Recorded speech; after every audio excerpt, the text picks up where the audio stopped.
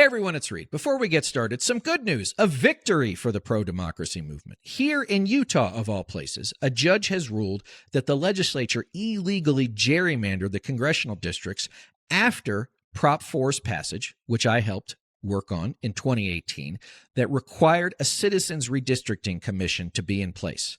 A judge has now said that the legislature cannot do that, that they must redraw the lines, and we could have an extra seat for a pro-democracy candidate in 2026.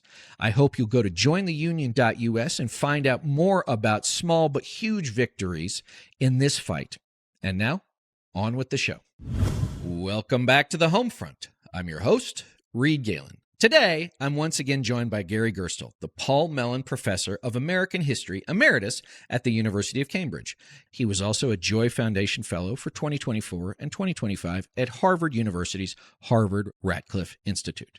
Gary is a historian of modern America and has written extensively on the intersection of economics and politics and the tangled relationship between race and nationality. He's written a fascinating catalog of books, including his most recent, The Rise and Fall of the Neoliberal Order, America and the World in the Free Market Era, available wherever fine books are sold. He's also working on a new book, Politics in Our Time, Authoritarian Peril and Democratic Hope in the 21st Century. Today, he's coming to us from beautiful Martha's Vineyard. Gary, welcome to the show. It's good to be back. Thank you for having me. It's been a couple of years, maybe 3 years since we've seen each other, so I really do appreciate you making the time. The reason why you came back to the top of my list was that I was actually listening to your latest book, and maybe I probably read it a couple of years ago, but it seemed topical again about the rise and fall of the neoliberal order. And just based on what we've seen in the first 7 months of this latest Trump administration and somewhat in the first Trump administration and then the Biden administration, if the neoliberal order wasn't already past due, then it certainly seems like it's running out of time. So give us a sense of what the neoliberal order is or was and where we are now in the context of politics, economics, and how it all flows together. Well, first, let me say a word about my conception of political order, which is important. A political order is a constellation of ideologies, constituencies, programs that become dominant in American politics in ways that transcend the 2, 4, and 6-year election cycles. We're so focused on electoral contests that sometimes we lose sight of the fact that there are movements in American politics that cannot be understood within those brief time periods. So an order is the result of a political party becoming so powerful and so popular that its core ideas become dominant across the political spectrum, so that not only is the dominant party an advocate of those ideas, but the opposition party feels compelled to go along. And my book treats two such political orders: the New Deal order that arose with Roosevelt in the 1930s and 40s, and then the neoliberal order that arose with Ronald Reagan in the 1970s and 80s. And in my conception of political order, there's a core principle of political economy that operates and gives it coherence. In the New Deal, it was the notion that capitalism left to its own devices was flawed, potentially cataclysmic, and a strong state had to step in to curtail the market, to uplift the casualties of the industrial order, to provide social welfare, to equalize the balance of power between corporations and their workers. This was at the essence of the New Deal: highly progressive tax policies, redistributive. One of the interesting questions is, when does the New Deal become a political order? When does it compel the opposition to get on board? And it is the 1950s when Eisenhower, the first Republican president in 20 years, comes into office, and the question is he going to dismantle the New Deal? Is he going to return to free markets? Is he going to return to pre-1929? And no, he does not. And the clearest signal of that is his endorsement of the extraordinarily progressive character of the tax system, which had been put in place in World War II.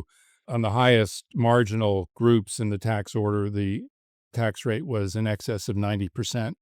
And Eisenhower signs off on that in 1954, which is inconceivable for a Republican under Reagan or even a Republican today. This order crumbles amidst the civil rights movement, Vietnam, changing international economics of the 1970s, the great inflation of that era, the recession, the stagflation. And this gives another group of politicians associated with the Republican Party and under the leadership of Ronald Reagan an opportunity to make their play. And their core economic principle is the opposite of that of the New Deal, that the state was a source of tyranny, the state was a drag on economic growth, and the core ambition of the neoliberals was to remove the government from active interference in economic affairs. That is the core principle of Reaganism. And this becomes so powerful that in the 1990s, when Bill Clinton is the first Democratic president elected since Jimmy Carter in 1976, the question for him is similar to the question of Eisenhower in the 1950s. Is he going to undo what Reagan has done, or is he going to acquiesce, feeling that there really is no alternative in politics to propose something other than free markets? And Clinton, in my telling, acquiesces to Reaganite principles. Not only does he roll back the welfare state, not only does he balance the budget, but he deregulates the telecommunications industry. He supports the deregulation of electricity. He rolls back the severe regulation of the financial industry, which had been put in place under the New Deal. There are ways in which he embraces free market policies even more than Reagan had done, and that marks the triumph of the neoliberal order. And that is also associated with the primary antagonist to free markets and capitalism, which was the Soviet Union and communism, and the stunning collapse of that empire between 1989 and 1991, anticipated by no one, supercharges this move to free markets, free capitalism from its shackles. And then comes what we'll now call the first IT revolution, since we're in the midst of a second IT revolution. And that IT revolution so energizes the economy and seems to create so many possibilities for revolutionizing our apparatus for getting information from one to another. Global communication, instantaneous the world over, opens up so many economic possibilities that it seems that whereas there have been market imperfections in the past that private capitalists could not sort out, the power of information in the 1990s was just so powerful. Perfect information was possible. Therefore, perfect markets were possible, which influences Clinton's decision to get on board with this free market revolution. It's understood at the time that removing all these regulations on capital is going to intensify inequality, economic inequality, both in the United States and around the world. But the belief is that volume and velocity of economic growth would be so great that it wouldn't really bother people. There would be no losers. The rich may be getting richer than the poor were improving their status, but everyone would be better off. This is the ideological line that persuades a lot of poor people to get on board with neoliberalism. Be your own man, control your own situation, have no interference with the government. But the gulf between rich and poor widen. It turns out there are losers as well as winners under the neoliberal order. The inequality is beginning to bite. The hemorrhaging of manufacturing jobs, especially after the admission of China to the World Trade Organization in 2001, is massive. Whole districts of American life are left behind. And then comes the cataclysm of 2008, the great financial crash of 2008, which has a lot to do with the deregulation of the finance industry that occurred under Clinton in the 1990s. And that ruins a lot of people. It puts their houses underwater. It sharply increases unemployment. And then the perception is, and I think the perception is accurate, that there's also an inequality of sacrifice, that the poor are being asked to give up more than the rich. If you had assets in the stock market following the crash of 2008, 2009, you were pretty much recovered to your earlier position by 2011, 2012. If you had no assets in the stock market and were wholly dependent on a wage for your economic well-being, you were not back to that earlier point until 2018, 2019, maybe not even then. And that is understood to be a real strike against both government for facilitating this and capitalists for deepening this process. And this opens the door to the two surprise candidates of 2016 who seemed to come out of nowhere. Trump, the entertainer, grabbing the Republican nomination. And equally important was Bernie Sanders being the star of the Democratic Party. And both Trump and Sanders are populists, one of the left and the other of the right. And they rail against the establishment. They rail against free markets. They rescue protectionism from being a dirty word. They say globalization is not serving the needs of working people in the United States. If you come with me, we will have fair trade, not free trade. We will rebalance the scales between the rich and the poor.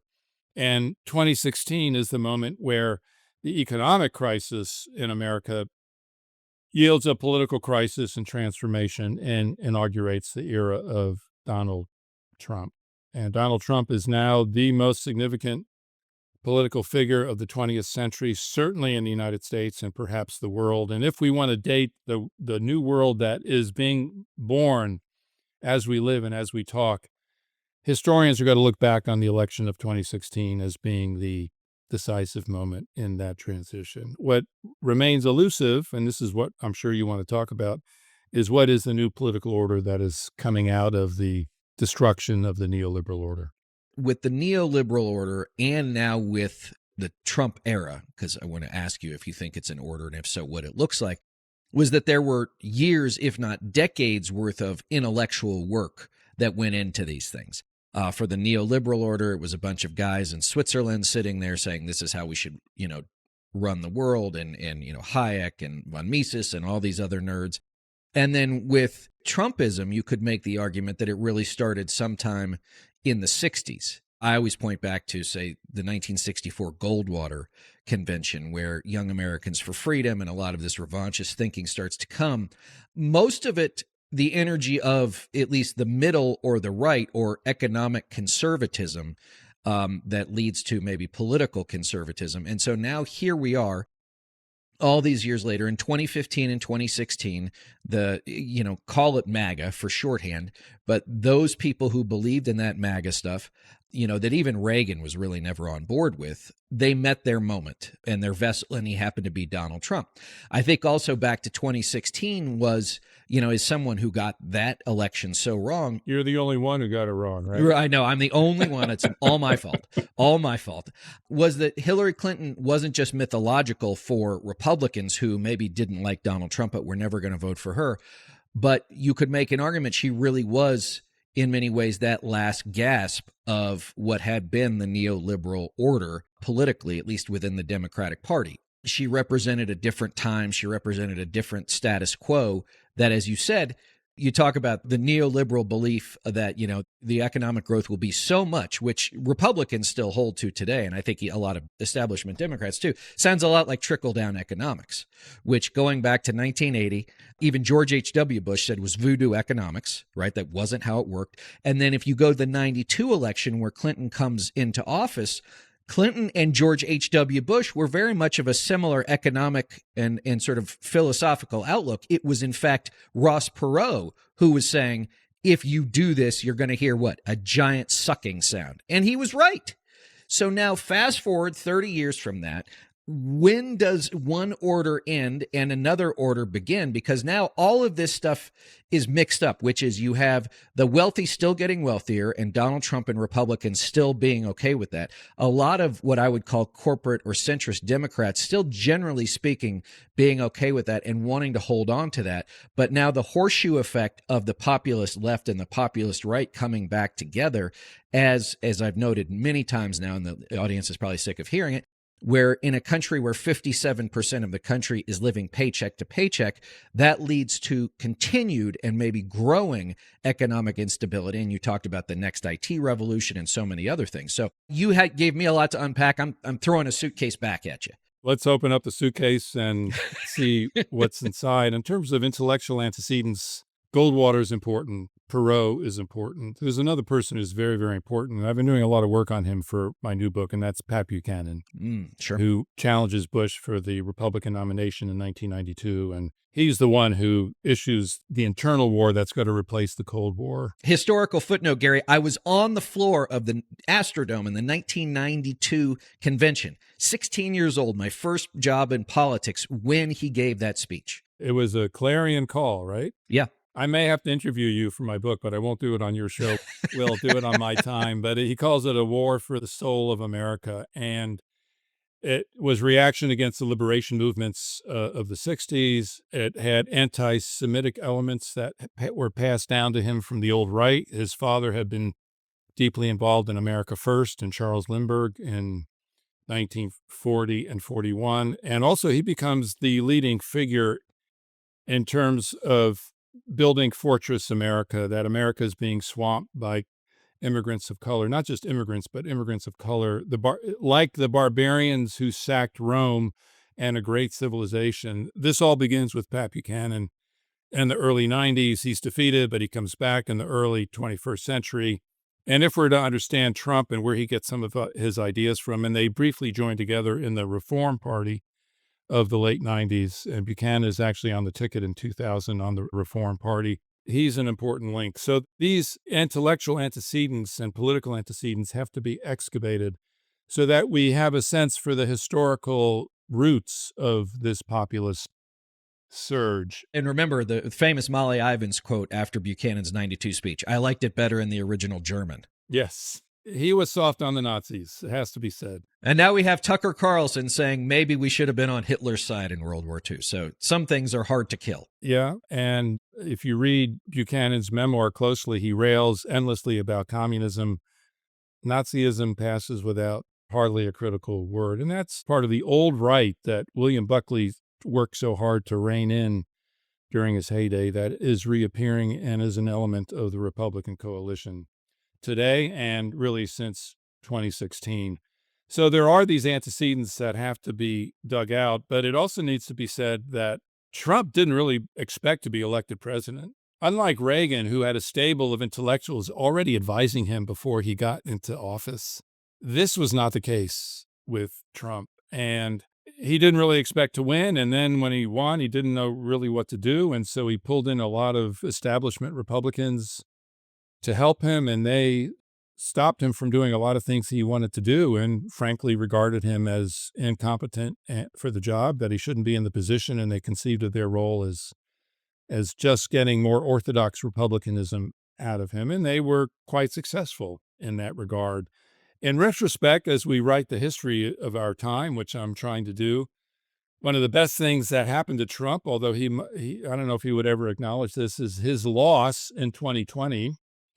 Because by that time, he was beginning to bring together a group of thinkers and activists who shared his populism, and not just his populism, because it's not just populism, it's unbound executive power.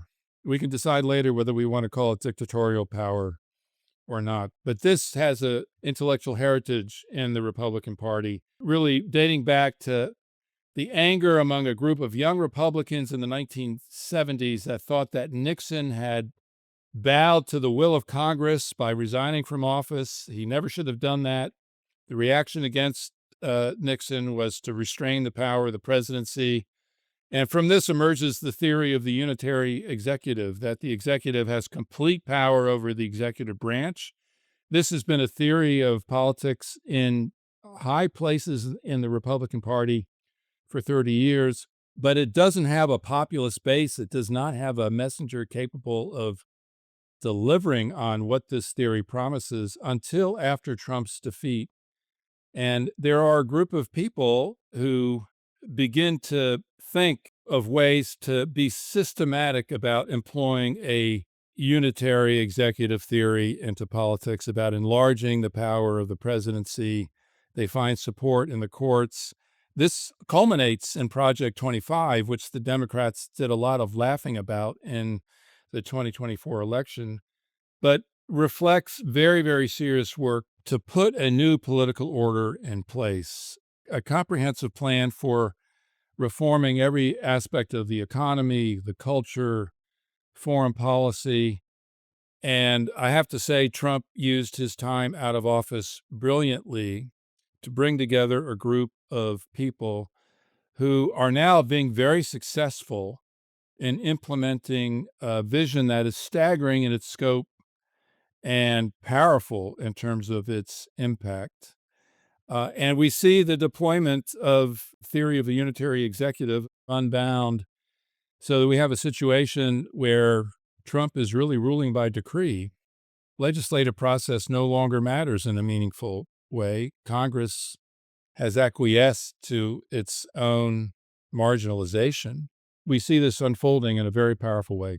Let me back up a couple of steps because I worked for President George W. Bush in a junior role, but I was there for a little while.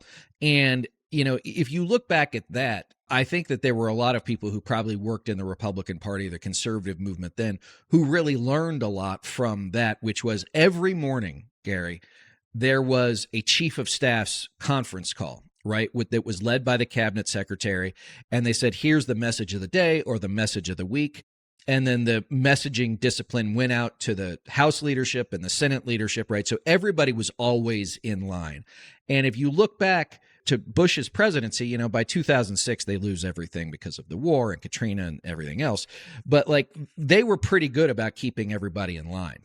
Whenever Bush gave a speech or now when Trump gives a speech, right, it's like the words were handed down by God, right? It's like Moses carried the tablets down the mountain.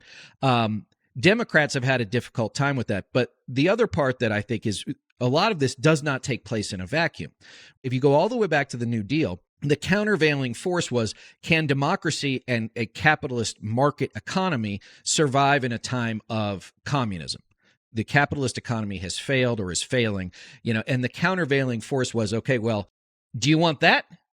Or do you want something that's not Ayn Randian insanity like we have now, but something that allows everybody to survive? And everybody's like, okay, we'll let everybody survive. Then the Soviet Union collapses, as you noted, and it's that also ideological. It's not just the geopolitical or military victory. It's also the ideological. See, we were right the whole time. And anything that even stinks or even has the whiff of something like that from the left is unacceptable. And you said something here that there's no alternative to the current order. And I think economically what you see is a divide that the Republicans are pretty much aligned with one another because, again, they get in line.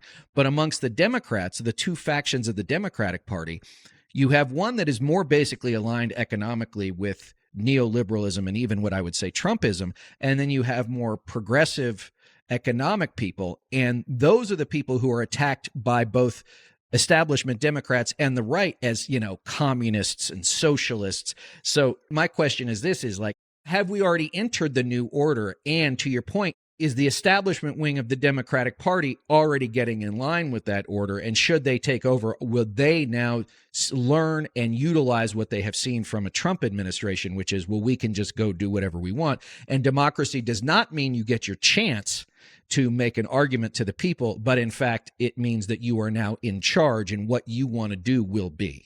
I don't think we have a political order yet. I think Trump is aiming toward a political order, but I think for him to install his political order, he's going to have to win in 2026. And the Republicans are going to have to keep the House and Senate in 2026. And then a Republican successor to Trump is going to have to win in 2028. And if we look at the previous two political orders, what signified a powerful movement becoming an order was the second election of Roosevelt and Reagan, both overwhelming victories at the polls.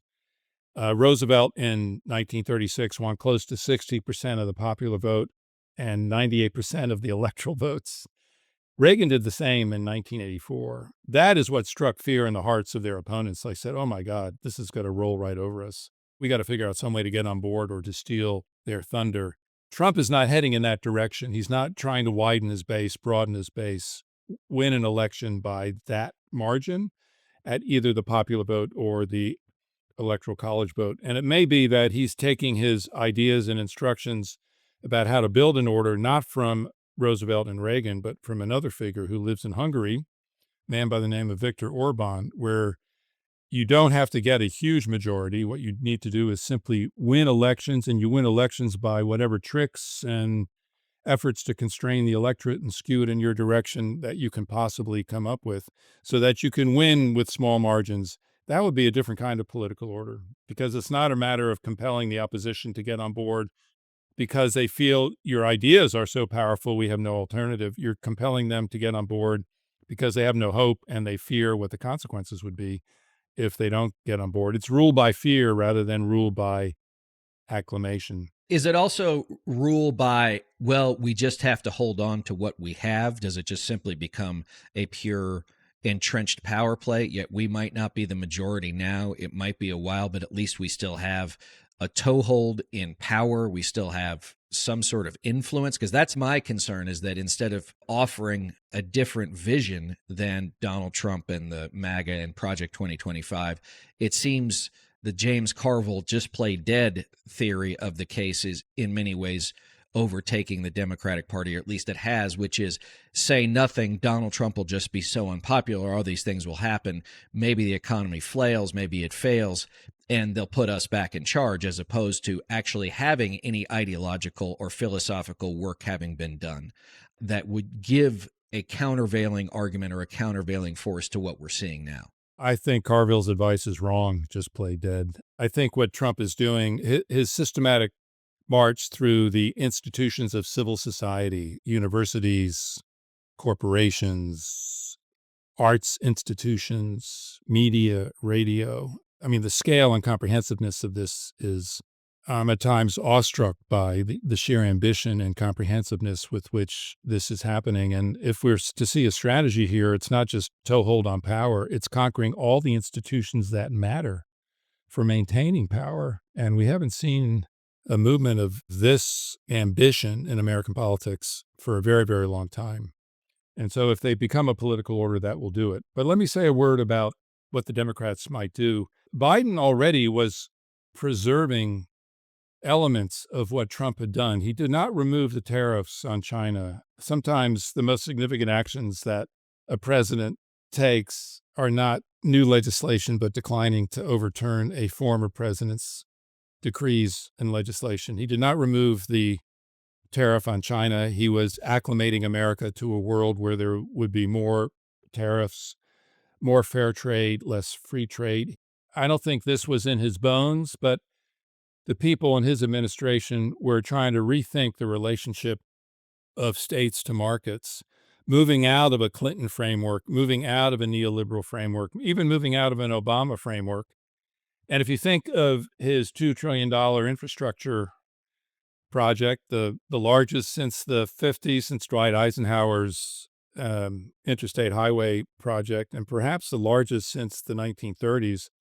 If we think of the misnamed IRA program, the largest investment in green energy in American history, the massive reshoring, massive effort to reshore chips manufacture, this was a government and a state telling private industry, this is what we want you to do for the sake of the public good. This is not in the neoliberal playbook.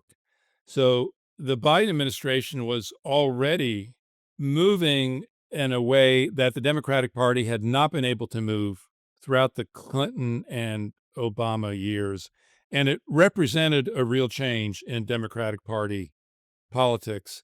And I think it's important not to accept everyone's desire to sweep the Biden administration and their policies into the dustbin of history, because we're seeing continuity between Trump's first administration, the Biden administration, and now Trump has put a rethinking of the state to markets on a kind of steroids that, if it was being implemented by a Democratic president or a Democratic Congress, would be seen as the return of the Soviet Union, or, the most intense regime of social democracy seen in Western Europe ever.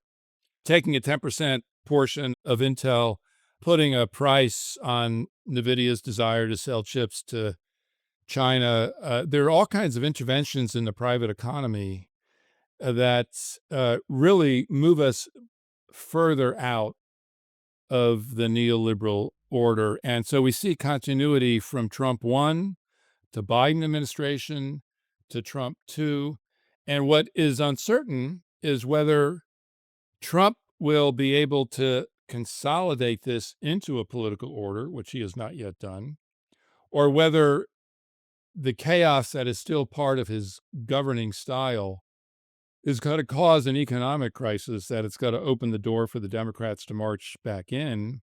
And I think they will continue to deepen the rethinking of the relationship of the state to markets, but from a progressive rather than conservative point of view. So we are seeing very important continuities here. And in that respect, we can see a transition happening, but we don't yet know which party is going to consolidate this transition into a political order. And what I see in the Trump administration is a kind of admission that the kind of majority that George Bush got in 2004, or the kind of majority that Reagan had in 1984, is no longer possible. And so we're gonna get our political order through other means. And if we have to reach to Hungary and autocracy, what political scientists call elective autocracies, it's not like the autocracies of old, where once the person who gains power then outlaws all elections. Elections remain very important as a performance of acclamation for the great leader, but they are no longer fair and they are no longer free.